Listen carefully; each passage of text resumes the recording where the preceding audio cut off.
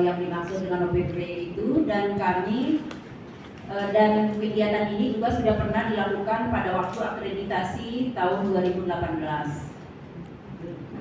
Pengertiannya adalah mutu serta keselamatan pasien.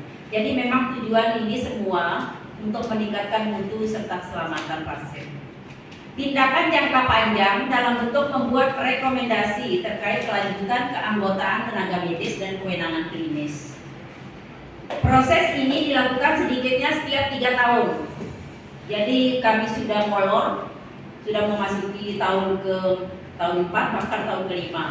Monitor dan evaluasi berkelanjutan tenaga medis menghasilkan informasi kritikal dan penting terhadap proses mempertahankan tenaga medis dan proses pemberian kewenangan klinis. Walaupun dibutuhkan 3 tahun untuk memperpanjang keanggotaan tenaga medis dan kewenangan kliniknya, nanti disampaikan sama Kepala Seksi Pelayanan Medis. Yang ketiga, digunakan sebagai dasar memperbaiki kinerja kelompok tenaga medis atau unit dengan cara memuat 3 area umum seperti yang sudah kami bagikan tadi, yaitu 1 perilaku, 2 pengembangan profesional, dan 3 kinerja klinis. Kalau akreditasi 2018 itu ada 5 kalau nggak salah areanya, jadi ini dipersempit untuk akreditasi yang terbaru. Ini perilaku tenaga medis itu, perilaku tenaga medis adalah sebagai model atau mentor dalam menumbuhkan budaya keselamatan di rumah sakit.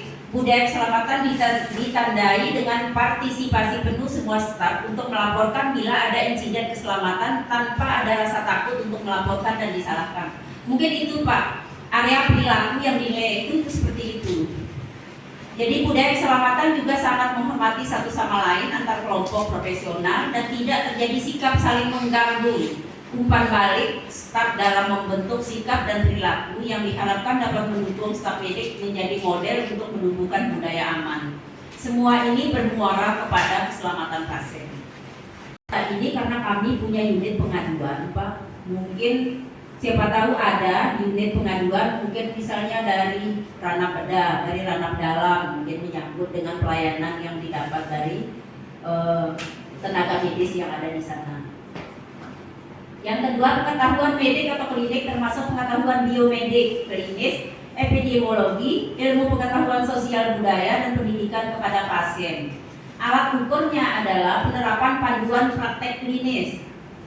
Ini termasuk revisi pedoman hasil pertemuan profesional dan publikasi. Antar personal termasuk menjaga dan meningkatkan pertukaran informasi dengan pasien, keluarga pasien, dan anggota tim layanan kesehatan yang lain. Contoh, partisi aktif di ronde ilmiah, konsultasi tim, dan kepemimpinan tim.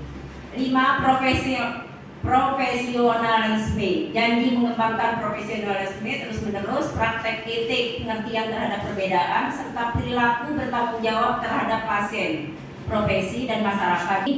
Bapak Ibu dokter, karena ini ada ketepatan waktu pelayanan di rawat jalan, ini sebagai informasi menjadi catatan kami di rumah sakit karena kemarin ada pertemuan indikator mutu nasional.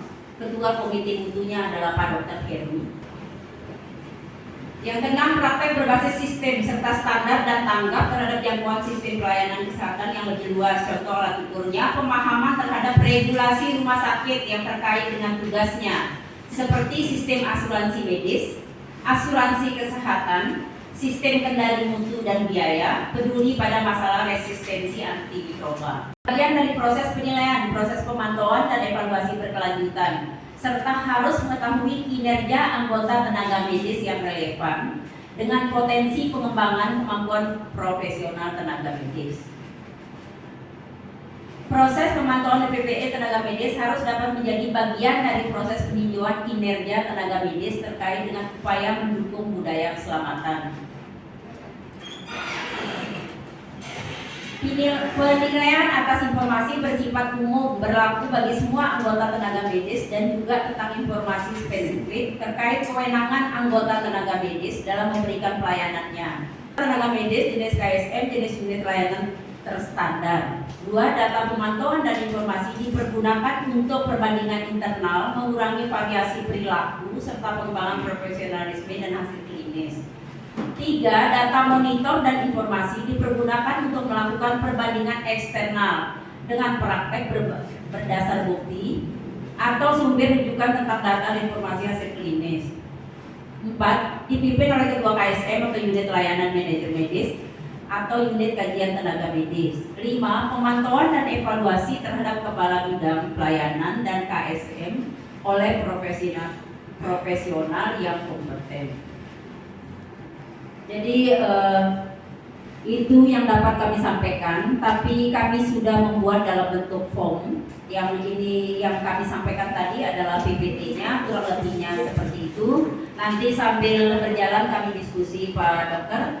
Jadi kami karena ini mendesak, ini sudah bulan 12, kita laksanakan saja, tapi menjadi bahan evaluasi kami untuk selanjutnya. Terima kasih, kurang lebih mohon maaf. Wabillahi taufiq wal hidayah. Wassalamualaikum warahmatullahi wabarakatuh. Selamat siang dan terima kasih.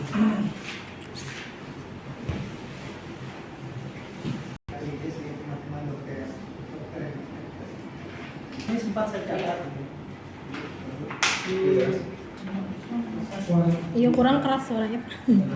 Jadi di KPS 12 ini menyebutkan bahwa rumah sakit menerapkan ongoing professional practice, ya, OPD ini secara seragam untuk menilai mutu dan keselamatan pasien.